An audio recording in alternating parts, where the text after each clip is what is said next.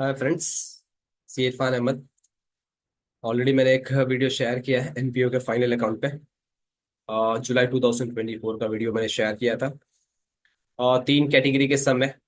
एक डॉक्टर वाला सम आएगा, एक जिसमें बैलेंस शीट दिया होगा, एक जिसमें बैलेंस शीट नहीं दिया होगा। तो एक सोल्यूशन मैंने शेयर किया था। मैं एक और सोल्यूशन शेयर कर देता हूँ ताकि आपको तीनों कैटेगरी की अच्छी प्रैक्टिस हो जाए। फाइनल अकाउंट में कोई टेंशन नहीं है। पार्टनरशिप फाइनल अकाउंट आपने ज्यादा प्रैक्टिस किया 11th में और 12th में भी, तो वो आपके लिए बहुत आसान लगता है। बट याद रखना, एनपीओ का फाइनल अकाउंट भी डिफिकल्ट नहीं है। जैसे मैंने बताया कि नाम से बताता है कि ये एनपीओ का फाइनल अकाउंट है, नॉट फॉर प्रॉफिट ऑर्गेनाइजेशन। तो हम प्रॉफिट एंड लॉस अकाउंट नहीं बनाने वाले, बट हाँ फाइनल अकाउंट है तो उसका पोजीशन तो बताना पड़ेगा कि उसने एक साल में कितना पैसा रिसीव किया और कितना पेमेंट किया। तो उसके लिए हमको इनकम एंड एक्सपेंडिचर अकाउंट बनाना है और वो इनकम एंड एक्सपेंडिचर अकाउंट में दिखाना पड़ेगा कि फाइनली उसके पास सरप्लस है या डेफिसिट है। अगर उसकी इनकम ज्यादा हुई तो वो सरप्लस माना जाएगा, हम प्रॉफिट वर्ड नहीं देंगे। क्योंकि एनपीओ में प्रॉफिट वर्ड यूज नहीं होता है, एक डॉक्टर प्रॉफिट वर्ड यूज नहीं कर सकता है। एंड अगर उसका खर्चा ज्यादा हुआ तो हम नाम देंगे डेफिसिट, हम लॉस वर्ड भी यूज नहीं करने वाले। ठीक है। मार्च 2024 में 12th में बहुत सिंपल क्वेश्चन पूछा था। अगर डॉक्टर वाला सम आया तो आपकी नसीब अच्छी है, आपका लक फैक्टर बहुत अच्छा होगा, क्योंकि इतना कॉम्प्लिकेटेड नहीं होता एडजस्टमेंट, बहुत सिंपल और बहुत प्लेन होता है। ठीक है। तो मैं मार्च 2024 का क्वेश्चन रीड करता हूँ, मार्किंग करता हूँ, उसके बाद हम लोग सोल्यूशन कंटिन्यू कर लेंगे। ठीक है। देख लेना मार्च 2024 का क्वेश्चन आपके स्क्रीन पे दिख रहा है राइट हैंड साइड में। एंड मैं मार्किंग करने के बाद अपना सॉल्यूशन स्टार्ट कर दूंगा। मैं रीड कर रहा हूँ, क्वेश्चन नंबर 6 आपका एनपीओ का फाइनल अकाउंट होगा। Doctor Anish started practice of medical practitioner on 1 अप्रैल 2019। उसने जस्ट अभी प्रैक्टिस स्टार्ट किया है। ठीक है। 1 अप्रैल 2019। He gives a receipt and payment account for March 2020। उसने जो भी अपना रिकॉर्ड फर्निश किया है मार्च 2020 and adjustment, prepare income and expenditure for March 2020। हमको 2020 का ही फाइनल अकाउंट बनाना है। और इसका रिसीट एंड पेमेंट दिया है 31 मार्च 2020 का। रिसीट सबसे पहले उसने कैश इंट्रोड्यूस किया। बिजनेसमैन या कोई भी पैसा लेके आएगा, इसको हम लोग नाम क्या देंगे, कैपिटल, जो हमारा जाएगा लाइबिलिटीज। हाँ, बाकी जो उसने पैसा रिसीव किया, विजिट फीस, ये हम मार्क करेंगे इनकम। रिसीट फ्रॉम डिस्पेंसरी, ये भी इनकम। सेंट्रल रिसीट, इसको भी क्या मार्क कर लेंगे, इनकम। तो जो भी बिजनेस में पैसा आएगा, मैं बिजनेस वर्ड यूज कर रहा हूँ, ये साइमल्टेनियस है, डॉक्टर बोलो या फिर आपका दूसरा ट्रेडिंग ऑर्गेनाइजेशन बोलो, इसने पैसा रिसीव्ड किया है जो उसकी इनकम है। हाँ, पेमेंट करेगा तो खर्चा होगा, एक्सेप्ट अगर उसने कोई प्रॉपर्टी खरीदा है तो वो उसका एसेट है। जैसे कि पेमेंट में सबसे पहले उसने फर्नीचर खरीदा है, जिसको हम लोग मार्क करेंगे एसेट। इक्विपमेंट भी मार्क करेंगे एसेट। ड्रग्स का मतलब मेडिसिन होता है, यह हमारा एक्सपेंडिचर। सैलरीज एक्सपेंडिचर, रेंट भी हमारा खर्चा है। कन्वीनियंस हमारा एक्सपेंडिचर। स्टेशनरी हमारा expenditure. Electrical charges expenditure. Journal expenditure. हाँ, ड्राइंग से याद रखना, आपने 11 में पढ़ा है फाइनल अकाउंट में कि कैपिटल में से ड्राइंग क्या होती है, माइनस। ये डॉक्टर है, पैसा लाया, लेकिन उसके साथ लेके भी जा रहा है। कितना पैसा लेके जा रहा है, 30,000। तो ये हम लोग लाइबिलिटीज मार्क करेंगे, उसके अकाउंट से माइनस कर देंगे। जो बैलेंस बच गया वो उसके लिए क्या हो जाएगा, एसेट। ये उसके पास कैश पोजीशन है जो बच गया है। कितना कैश बच गया है, 4,000। मैं जिसमें रीड करता हूँ, receipt are in arrears. Arrears का मतलब याद रखना, आउटस्टैंडिंग। उसका कुछ पैसा बाकी रह गया। विजिट फीस का 4,000 बाकी है और डिस्पेंसरी का कितना बाकी है, 1,000। तो मैं एक विजिट फीस पे स्टार लगा दूंगा और एक डिस्पेंसरी पे स्टार लगा दूंगा कि इसमें कुछ पैसा मिलना बाकी है जो उसमें ऐड हो जाएगा। सिमिलरली आउटस्टैंडिंग एक्सपेंस या रेंट पे करना बाकी है और सैलरी भी पे करना बाकी है, तो मैं पेमेंट में जाके रेंट पे के स्टार लगा देता हूँ और एक सैलरीज पे स्टार लगा देता हूँ, क्योंकि इसका पेमेंट करना बाकी है। Stock of drug is 2,000। जो मेडिसिन उसने खरीदा था उसमें से 2,000 बच गई, तो इस पे भी स्टार लगा देंगे कि वो यूज नहीं हुआ, माइनस कर देंगे उसमें से। Depreciate furniture 8%। इक्विपमेंट 1,000। मैं एक फर्नीचर पे स्टार लगा देता हूँ कि इस पे डेप्री होगा, और मैं एक इक्विपमेंट पे स्टार लगा देता हूँ, इस पे भी डेप्री होगा। 40% of the convenience expenses are for domestic use. Domestic का मतलब याद रखना, पर्सनल यूज। और बिजनेस में कभी भी वर्ड पर्सनल यूज आएगा तो वो हमारा ड्राइंग है। और याद रखना, बिजनेस का फाइनल अकाउंट बन रहा है तो हम पर्सनल खर्चा नहीं दिखा सकते। मैं कन्वीनियंस पे एक स्टार लगा देता हूँ कि इसमें से उसका जो पर्सनल खर्चा है माइनस हो जाएगा, हम ड्राइंग में ले जाके दिखा देंगे क्योंकि ये पर्सनल यूज है। ठीक है। तो हमको फाइनल अकाउंट बनाना है मार्च 2020 का। तो हम मार्च 2020 का फाइनल अकाउंट बनाने जा रहे हैं। मैं सबसे पहला डेट लिख लूंगा, मार्च 2020। यहाँ पे मैं डेट सेट कर रहा हूँ मार्च 2020, 31 मार्च 2020, 2020। यहाँ पे भी डेट होगी 31 मार्च 2020। ठीक है। याद रखना पोस्टिंग का सिर्फ एक इफेक्ट होगा और एडजस्टमेंट का कितना इफेक्ट होगा, दो। तो मैं पोस्टिंग का सिर्फ एक इफेक्ट दिखाने वाला हूँ और एडजस्टमेंट का याद रखना दो इफेक्ट दिखाने वाला हूँ। ठीक है, चलो स्टार्ट करते हैं हम लोग पोस्टिंग। पहले जरा पोस्टिंग देख ली जाए, क्या पोस्टिंग है। सबसे पहले दिया है कैश इंट्रोड्यूस यानी कैपिटल, मैं लाइबिलिटीज में लेके आऊंगा कैपिटल। ये मेरा कैपिटल लाइबिलिटीज है। 50,000 कैश इंट्रोड्यूस किया है, पहले कॉलम में रखूंगा 50,000 और कैपिटल के नीचे हमेशा 4 लाइन छोड़ देना, 4 से 5 लाइन, ताकि उसका ड्रॉइंग सरप्लस जो भी है सब यहाँ पे रिकॉर्ड हो सके। मैंने कैपिटल के नीचे 4 लाइन छोड़ दी है। ठीक है। अब विजिट फीस, डिस्पेंसरी का रिसीट, सेंट्रल रिसीट, ये सब हमारा इनकम है। इनकम है तो मुझे इनकम में आना पड़ेगा। मैं लिख रहा हूँ बाय विजिट फीस। जैसा कि आप देख सकते हो राइट हैंड साइड में इस पे हमने स्टार दिया है। मैं पहले कॉलम में रखूंगा विजिट फीस 20,000। इसके नीचे मुझे 1 लाइन का गैप देना होगा, तो मैं विजिट फीस के नीचे 1 लाइन का गैप दे रहा हूँ। रिसीट फ्रॉम डिस्पेंसरी मैं लिख दूंगा बाय डिस्पेंसरी इनकम। अमाउंट है 60,000 और इस पे भी स्टार है, मैं 1 लाइन का फिर से यहाँ पे गैप दूंगा। स्टार है तो मुझे 1 लाइन का गैप देना होगा। सनरी रिसीट, इस पे कोई भी स्टार नहीं है तो मैं लिखूंगा सनरी रिसीट्स। इस पे स्टार नहीं है तो मैं सीधे बाहर लेके आ रहा हूँ 10,000। ठीक है। तो ये मेरी रिसीट थी जो मैंने इनकम में दिखा दिया। अब मैं पेमेंट दिखाने वाला हूँ। तो जो भी पैसा आएगा सब हमारा इनकम है एक्सेप्ट कैपिटल, या तो फिर कुछ एडवांस रहेगा। तो पेमेंट में देख सकते हो सबसे पहले पेमेंट आपका किसका दिख रहा है, फर्नीचर, जिसको हमने मार्क किया एसेट। मैं एसेट में लेके आ रहा हूँ फर्नीचर। इसको हमने स्टार लगा के रखा है तो मैं पहले कॉलम में रखूंगा 16,000। मुझे इसके नीचे 1 लाइन का गैप देना होगा। मैं फर्नीचर के नीचे 1 लाइन का गैप दे देता हूँ। नेक्स्ट मुझे दिया इक्विपमेंट, मैं इक्विपमेंट को एसेट मार्क किया हूँ। मैं एसेट में लेके आ रहा हूँ इक्विपमेंट। इस पे स्टार है तो पहले कॉलम में आएगा 20,000। फिर से मुझे 1 लाइन का गैप देना पड़ेगा क्योंकि इस पे स्टार है। नेक्स्ट मुझे दिया है ड्रग्स, जो मेरा एक्सपेंडिचर है मेडिसिन। मैं ड्रग्स एक्सपेंडिचर कोई भी खर्चा होगा तो याद रखना डेबिट साइड ही आएगा। मैं डेबिट साइड में लेके आ रहा हूँ टू ड्रग्स। इसको भी हमने स्टार दे के रखा है तो मैं पहले कॉलम में रखूंगा 14,000। मुझे 1 लाइन का गैप फिर से देना पड़ेगा क्योंकि स्टार है, तो मैं 1 लाइन का गैप दे दिया। नेक्स्ट मुझे दिया है सैलरीज, सैलरीज को भी स्टार दिया तो मैं लिख रहा हूँ टू सैलरीज। इसको स्टार दिया है तो पहले कॉलम में ही लेके आऊंगा 24,000। मुझे फिर से 1 लाइन का गैप देना होगा क्योंकि स्टार है। सैलरीज के बाद मुझे दिया है रेंट, मैं लिखूंगा टू रेंट। पहले कॉलम में ही रखना पड़ेगा क्योंकि रेंट को भी स्टार है 12,000। मैं फिर से 1 लाइन का गैप दे दूंगा, रेंट के ऊपर 1 लाइन का गैप। नेक्स्ट मुझे दिया कन्वीनियंस, कन्वीनियंस के ऊपर भी एक स्टार है तो मैं कन्वीनियंस को भी पहले कॉलम में ही रखूंगा 8,000। एक स्टार है तो मुझे 1 लाइन का गैप देना होगा, मैं 1 लाइन का गैप दे देता हूँ। नेक्स्ट मुझे दिया स्टेशनरी, लिखूंगा टू स्टेशनरी। स्टेशनरी पे कोई स्टार नहीं है, अगर कोई स्टार नहीं है तो मैं फाइनल कॉलम में रखूंगा 1,000, यानी इसको जरा भी छिड़कानी नहीं करनी है, ये अमाउंट फाइनल है। इलेक्ट्रिकल चार्जेस, ये भी मेरा खर्चा है, मैं लिखूंगा to electrical charges. Electrical charges, इस पे भी कोई स्टार नहीं है, मैं सीधे बाहर लेके आ रहा हूँ 10,000। नेक्स्ट मुझे दिया जर्नल्स, लिखना टू जर्नल्स। इस पे भी कोई स्टार नहीं है, अगर स्टार नहीं है तो मैं सीधा फाइनल कॉलम में लेके आ रहा हूँ 1,000।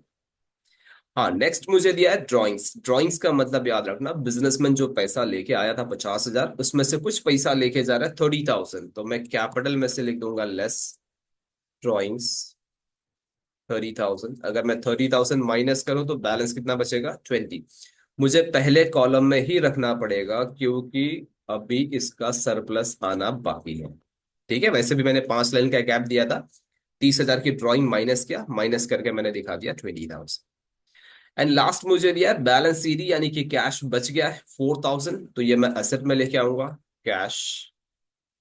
ये फाइनल कॉलम में आएगा, कोई एडजस्टमेंट नहीं होता, 4,000 मेरा फाइनल है। ठीक है। तो याद रखना पोस्टिंग का सिर्फ कितना इफेक्ट होना चाहिए, एक। हाँ, एडजस्टमेंट होगा तो हम कितना इफेक्ट देने वाले हैं? दो। लेकिन ये पोस्टिंग थी, हमने सिर्फ एक इफेक्ट दिया। चलो ठीक है, एडजस्टमेंट स्टार्ट करेंगे। याद रखना, एडजस्टमेंट का एक इफेक्ट नहीं, एडजस्टमेंट का कितना इफेक्ट होना चाहिए? दो। मैं स्टार्ट कर रहा हूँ एडजस्टमेंट। फर्स्ट एडजस्टमेंट दिया है रिसीट और इन अरियर्स। अरियर्स का मैंने मतलब बताया आउटस्टैंडिंग। विजिट फीस बाकी है 4,000, डिस्पेंसरी भी बाकी है 1,000। आउटस्टैंडिंग का सिंपल मतलब होता है कि करंट ईयर का कुछ पैसा बाकी रह गया। अगर करंट ईयर का है तो मुझे उसमें जाके क्या करना होगा? ऐड। मैं विजिट फीस में जाके लिखूंगा ऐड आउटस्टैंडिंग। विजिट फीस 4,000 बाकी है, मैं 4,000 ऐड करूंगा, बाहर लेके आऊंगा 24,000। और डिस्पेंसरी का 1,000 बाकी है, तो मैं डिस्पेंसरी में लिखूंगा ऐड, शॉर्ट में लिख रहा हूँ ओएस। ओएस का मतलब आउटस्टैंडिंग। डिस्पेंसरी का 1,000 बाकी है, मैंने 1,000 ऐड किया, फाइनल कॉलम में लिखा 61,000। अच्छा याद रखना, ये पैसा मिलना बाकी है, इनकम है आपका। अगर पैसा आने वाला है तो फ्यूचर में याद रखना हमारा क्या हो जाएगा? असेट। तो मैं एसेट में लेके आ रहा हूं आउटस्टैंडिंग विजिट फीस और आउटस्टैंडिंग डिस्पेंसरी इनकम, या रिसीट बोल सकता हूँ, ठीक है। विजिट फीस का 4,000 बाकी है और डिस्पेंसरी का 1,000 बाकी है, यानी टोटल मेरा 5,000 फ्यूचर में पैसा आने वाला है। अगर फ्यूचर में पैसा आने वाला है तो डेफिनेटली मेरे लिए क्या हो जाएगा? एसेट। बहुत सारे स्टूडेंट कंफ्यूज होता है कि आउटस्टैंडिंग मतलब लायबिलिटीज। नहीं, अरे खर्चा होगा तो लायबिलिटीज ना, ये तो इनकम है। अगर इनकम है तो किस साइड लेके आना पड़ेगा? Asset side. तो डायरेक्ट रिलेशन याद रखना, इनकम डायरेक्टली कहां पे आने वाली है? असेट। हाँ, अगर खर्चा आउटस्टैंडिंग है तो कहां पे आ जाएगा? लायबिलिटीज। देख लो सेकंड एडजस्टमेंट वही दिया, आउटस्टैंडिंग एक्सपेंस रेंट 1,000 बाकी है और सैलरीज कितना देना बाकी है? 2,000। हाँ, ये खर्चा है, इसी साल का खर्चा बाकी रह गया है, तो मैं पहले रेंट में जाके लिखूंगा ऐड आउटस्टैंडिंग। देखो मैं रेंट के नीचे लिख रहा हूँ ऐड आउटस्टैंडिंग। रेंट मेरा 1,000 बाकी है, मैं रेंट में ऐड करूंगा 1,000। 12 में 1 ऐड करूंगा 13,000। सैलरीज 2,000 बाकी है, तो मैं सैलरीज में लिखूंगा ऐड आउटस्टैंडिंग। सैलरीज में 2,000 मैंने ऐड किया, 24 में 2 ऐड किया, कितना हो जाएगा? 26। हाँ, ये खर्चा है, पैसा देना बाकी है। किसी का पगार देना बाकी है, किसी का रेंट देना बाकी है। अगर किसी का पैसा देना बाकी है तो याद रखना फ्यूचर में क्या हो जाएगी? लायबिलिटीज। मैं लिख रहा हूं outstanding rent, outstanding salaries. Brief में लिखा है आउटस्टैंडिंग को, ठीक है। मेरा रेंट कितना देना बाकी था? 1,000। और सैलरीज कितना देना बाकी है? 2,000। तो देख लो डायरेक्ट रिलेशन है, ये खर्चा देना बाकी था, मैंने लाइबिलिटीज में ले लिया। इनकम आने वाली थी, मैंने कहां पे लिख लिया? असेट साइड में लिख लिया। तो कंसेप्ट आपका क्लियर होना चाहिए, ठीक है। थर्ड एडजस्टमेंट आपको दिया, स्टॉक ऑफ ड्रग इज 2,000। मेरा ड्रग्स यानी मेडिसिन ना बच गया, कितना मेडिसिन बच गया? 2,000। यूज ही नहीं हुआ, अगले साल तो यूज होएगा कंफर्म है। तो जो मैंने मेडिसिन खरीद के रखा है ना, ध्यान से देखना, 14,000 का मैंने मेडिसिन खरीदा है। अगर मैं 14,000 का मेडिसिन खरीद के रखा हूं और यूज नहीं हो पाया तो मुझे कुछ तो करना पड़ेगा इसमें से माइनस। अगर 2,000 का मेडिसिन यूज नहीं हुआ तो 14 में से सिर्फ कितना यूज हुआ रहेगा? 12।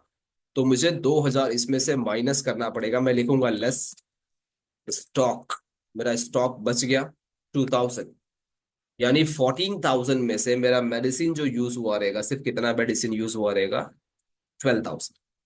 अभी जो 2,000 स्टॉक बच गया, आप फाइनल अकाउंट पढ़े रहेंगे, कोई भी स्टॉक बचेगा तो फ्यूचर में काम आने वाला है। अगर कोई चीज फ्यूचर में काम आने वाली है तो बैलेंस शीट के किस साइड लेके आना पड़ेगा? Asset side. मैं असेट साइड लेके आ रहा हूँ, स्टॉक ऑफ ड्रग्स 2,000। तो ये मेरा ड्रग्स का स्टॉक आ गया 2,000, ठीक है।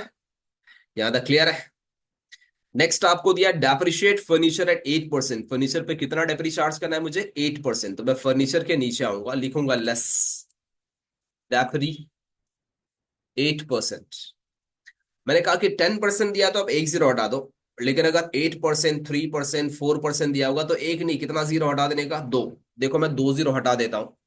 अगर मैं दो जीरो हटा दूं, मान लिया कि दो जीरो नहीं है, तो मुझे 8 से मल्टीप्लाई करना होगा। अगर मैं 8 से मल्टीप्लाई करूंगा तो 800, 8 6 48, 8 1 8, 8 and 4 कितना हो जाएगा? 12, 1280।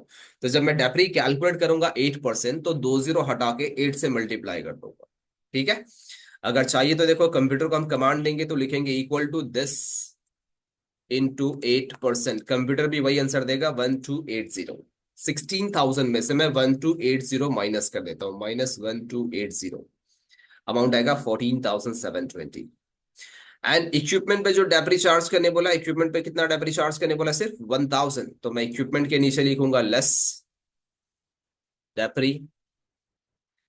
1000 स्ट्रेट अवे दिया है तो मैं 1000 माइनस कर दूंगा, 20 में से 1 माइनस करूंगा, फाइनल कॉलम में आएगा 19,000। तो फर्नीचर में से 8% 1280 माइनस किया, इक्विपमेंट में से 1000 माइनस किया। कभी भी याद रखना फ्रेंड्स, अगर आपका एसेट कम होएगा तो एक कॉमन आदमी भी बताएगा कि प्रॉपर्टी कम होगा तो हमारा क्या हो जाएगा, लॉस। और लॉस हमेशा अकाउंट्स में किस साइड आएगा, डेबिट साइड। तो मैं डेबिट साइड आ रहा हूँ टू डेप्री, आगे लिख दूंगा फर्नीचर, नेक्स्ट लिखूंगा टू डेप्री, आगे लिख दूंगा इक्विपमेंट। आप अंडरलाइन करके हेडिंग भी दे सकते हो, नहीं तो अलग अलग लिख सकते हो, 1280 एंड 1000। ठीक है। तो कभी भी प्रॉपर्टी कम होगी तो आपका लॉस है, और लॉस हमेशा किस साइड आना चाहिए, डेबिट साइड। लास्ट एडजस्टमेंट दिया 40% convenience are for domestic use. जो कन्वीनियंस का 40% था वो पर्सनल खर्चा है। ये बिजनेस का अकाउंट्स बन रहा है, पर्सनल खर्चा नहीं दिखा सकता। अगर नहीं दिखा सकता तो मुझे कन्वीनियंस से क्या करना पड़ेगा, माइनस। मैं लिखूंगा लेस 40% पर्सनल। ये बिजनेस का अकाउंट्स बन रहा है तो मैं पर्सनल खर्चा हटा देता हूँ 40%। 8000 का 40% निकालना है तो फिर से आप 10 हटा के 4 से मल्टीप्लाई कर सकते हो, या 8 4 डायरेक्टली बोल सकते हो, 32 3200। मैं माइनस कर देता हूँ 8000 में से 3200। 8 4 32 होता है, मैंने माइनस कर दिया, 4800 आएगा। अच्छा, ये बिजनेसमैन का पर्सनल खर्चा है। अगर बिजनेसमैन का पर्सनल है तो फिर से इसका नाम होगा ड्राइंग्स। मैं वापस से कैपिटल के नीचे लिखूंगा लेस ड्राइंग, मैं ब्रैकेट में लिखूंगा कन्वेंस। अगर आप चाहो तो लिख सकते हो, नहीं तो कोई जरूरत भी नहीं है। 3200 इसका पर्सनल है तो फिर से 20,000 जो उसका बैलेंस बचा है उसमें से 3200 और माइनस कर दिया। अब इसका फाइनल अकाउंट में बैलेंस कितना दिख रहा है, 16,800। हाँ, अभी तक सरप्लस नहीं आया, डेफिसिट नहीं आया, बट हाँ फिर भी इसका कैपिटल 50 से 30 कम हुआ, 20 पे आ गया। उसका कुछ पर्सनल खर्चा और था 3,200, अब उसका कैपिटल कितने पे आ गया, 16,800। ठीक है। तो आपको 5 एडजस्टमेंट दिया था, हमने हर एडजस्टमेंट का कितना इफेक्ट दिया, 2। पोस्टिंग का सिर्फ कितना इफेक्ट आता है, 1। अब हम आराम से अकाउंट्स क्लोज कर सकते हैं। ठीक है। अगर मैं देख रहा हूं तो क्रेडिट साइड में बहुत ज्यादा अमाउंट है, अप्रॉक्स 90,000 के ऊपर जा रहा है, 95,000 तक, और डेबिट में अमाउंट कम है। यानी इंडिकेट कर रहा है कि क्रेडिट साइड का टोटल ज्यादा है। तो मैं क्रेडिट साइड का टोटल ले लेता हूं कि मेरा क्रेडिट साइड का टोटल अमाउंट 95,000। वही टोटल मैं यहाँ पे लेके आ जाऊंगा 95,000। ठीक है। अगर मेरा इनकम ज्यादा है तो मैं प्रॉफिट वर्ड यूज नहीं करूंगा, कौन सा वर्ड यूज करूंगा, सरप्लस। मैं लिख रहा हूं टू सरप्लस, ये मेरा सरप्लस है। मैं कंप्यूटर को कमांड दे रहा हूं दिस माइनस, ये पूरा खर्चा माइनस कर दे, तो कंप्यूटर पूरा खर्चा माइनस कर देगा। आप कैसे भी माइनस कर सकते हो, मैंने सिर्फ खर्चा माइनस किया। 24,920 मेरा फाइनल बैलेंस है, 24,920। ठीक है। तो 95,000 मेरा टोटल था, 95,000 में से माइनस करने के बाद 24,920 सरप्लस है। अगर सरप्लस है तो याद रखना कैपिटल यानी बिजनेसमैन का जो अकाउंट है उसमें ऐड करेंगे, ऐड सरप्लस। मैं ऐड करूंगा 24,920, और ऐड करके मैं बाहर लेके आ जाऊंगा दिस प्लस दिस। मेरा फाइनल बैलेंस आएगा 41,720। याद रखना, अगर आपने अकाउंट्स में सब इफेक्ट अच्छा दिया है तो कोई भी अकाउंट होगा टैली होना मस्ट है, और बैलेंस शीट तो 100% टैली हो जाएगी। तो मैं बैलेंस शीट को टैली करता हूँ। मैं लाइबिलिटीज का टोटल कर दिया 44,720। मैं एसेट का टोटल कर रहा हूँ, कंप्यूटर को कमांड दे रहा हूँ, कंप्यूटर ने कमांड लिया 44,720। तो देख लेना फ्रेंड्स, टैली करना कोई बड़ी बात नहीं होती, बस आपके रूल्स सही हो अकाउंट्स के तो टैली तो 100% होना ही होना है। लेकिन हाँ, आपके कमांड सही होने चाहिए तो ही आपका अकाउंट टैली होगा। तो देख लो, फाइनल अकाउंट हमने डॉक्टर का भी अगर सम दिया रहेगा तो हम आराम से टैली कर सकते हैं। कंडीशन बस यही है कि आप रूल्स सही फॉलो करोगे। अगर आपने रूल्स सही फॉलो किया तो आपका अकाउंट्स टैली होना जरूरी है। बट हाँ, हमारा रूल्स बहुत सही होना चाहिए। अगर हमारा रूल सही है तो हम अकाउंट्स को बहुत अच्छे से टैली कर सकते हैं। ठीक है। तो देख लो, हमने फाइनल अकाउंट 2024 मार्च बोर्ड में जो क्वेश्चन पूछा है उसको हमने सॉल्व किया। डॉक्टर के ऊपर एक सम पूछा था, हमने डॉक्टर का सम सॉल्व कर लिया। एक और सॉल्यूशन मैं आपके साथ शेयर करूंगा जिसमें बैलेंस शीट पहले से दिया होगा तो हमको कैसे रिकॉर्ड करना होगा। दैट स्टूडेंट, आप एनपीओ के फाइनल अकाउंट को बिल्कुल ऐसा मत मानना कि ये आपके लिए हार्ड है, आपने 11वीं में नहीं पढ़ा डायरेक्ट 12वीं में आ गया। अरे सेम फाइनल अकाउंट है। आप trading and profit and loss के जगह पे क्या प्रिपेयर कर रहे हो? Income and expenditure account. बाकी बैलेंस शीट तो वही है, उल्टा ये आसान है। वहां पे trading account, profit and loss account, partners capital account, फिर बैलेंस शीट बनता है। यहाँ पे तो हमने डायरेक्टली इनकम एंड एक्सपेंडिचर बनाया और बैलेंस शीट बनाया। तो कोई एनपीओ के फाइनल अकाउंट को हार्ड ना समझे, ये फाइनल अकाउंट बहुत सिंपल है, प्रोवाइडेड आप अच्छी प्रैक्टिस करो तो बोर्ड के एग्जाम नजदीक है। मैंने जैसा आपको बताया कि आप सिर्फ एक सम प्रैक्टिस करो डेली, एक से दो सम, उससे ज्यादा नहीं। बाकी का टाइम आप थियरी पे कंसंट्रेट करो, इसलिए क्योंकि बोर्ड के पेपर में 10 दिन का गैप है इको और पीके के लिए। ठीक है? तो आपको कोई भी डाउट हो, आप कमेंट कर सकते हो। मैंने फोन नंबर भी दे के रखा है। अगर आपको कोई भी डाउट हो तो आप मेरे फोन पे मैसेज कर दो, मैं आपका डाउट रिजॉल्व कर लूंगा। कोई इश्यू नहीं है। सी इरफान अहमद के चैनल पे आप ज्वाइन भी कर सकते हो, सब्सक्राइब कर सकते हो। आपको कहीं डाउट हो तो आप कमेंट भी कर सकते हो। आपको थियरी में भी डाउट है तो उसका भी वीडियो आ जाएगा। प्रैक्टिकल सब्जेक्ट में डाउट है, आप क्वेश्चन बस मेंशन कर दो, हम लोग उसका सोल्यूशन बना के आपसे शेयर कर लेंगे। या तो आपका स्क्रीनशॉट भेज दो कि कोई बैलेंस शीट टैली नहीं हो रहा है, हम उसको टैली करके दे देंगे। आपने कहाँ गलती किया रहेगा हम एकदम क्लियर बता देंगे। ठीक है? याद रखना, कॉमर्स में अकाउंट्स ही सबसे ज्यादा इंपॉर्टेंट है। कल कॉर्पोरेट में जाओगे तो ओसी एसपी इकोनॉमिक्स कोई नहीं पूछने वाला, सिर्फ आपका अकाउंट्स पे कितना अच्छा हाथ बैठा है ना, ये इंपॉर्टेंट है। आप अकाउंट्स कितना सही टैली करते हो, आपका अकाउंट्स में कॉन्फिडेंस लेवल क्या है, ये आपके लिए बहुत इंपॉर्टेंट होगा। ठीक है? जैसा मैंने पहले भी बताया कि डॉक्टर के लिए मेडिसिन इंपॉर्टेंट है, सेम अकाउंटेंट के लिए, कॉमर्स वाले के लिए अकाउंट्स बहुत इंपॉर्टेंट है। तो आप अकाउंट्स की अच्छी प्रैक्टिस करो। अकाउंट्स में 95, 98, 99, 100 आउट ऑफ 100 भी ट्राई करो, आना चाहिए। ठीक है? चलो स्टूडेंट, ऑल द बेस्ट। अगली वीडियो भी आपकी आ जाएगी एनपीओ के ऊपर। हाँ, आप अकाउंट्स अच्छे प्रैक्टिस करना। कुछ भी डाउट हो आप बेझिझक हमसे कम्युनिकेट कर सकते हो, मैसेज के थ्रू, ईमेल के थ्रू। मेरा ईमेल आईडी भी है cirfanahmad@gmail.com, उस पर भी आप कम्युनिकेट कर सकते हो। ठीक है? ऑल द बेस्ट एग्जाम के लिए। अच्छे अकाउंट्स प्रैक्टिस करो। मिलते हैं अगले वीडियो पे। Thank you.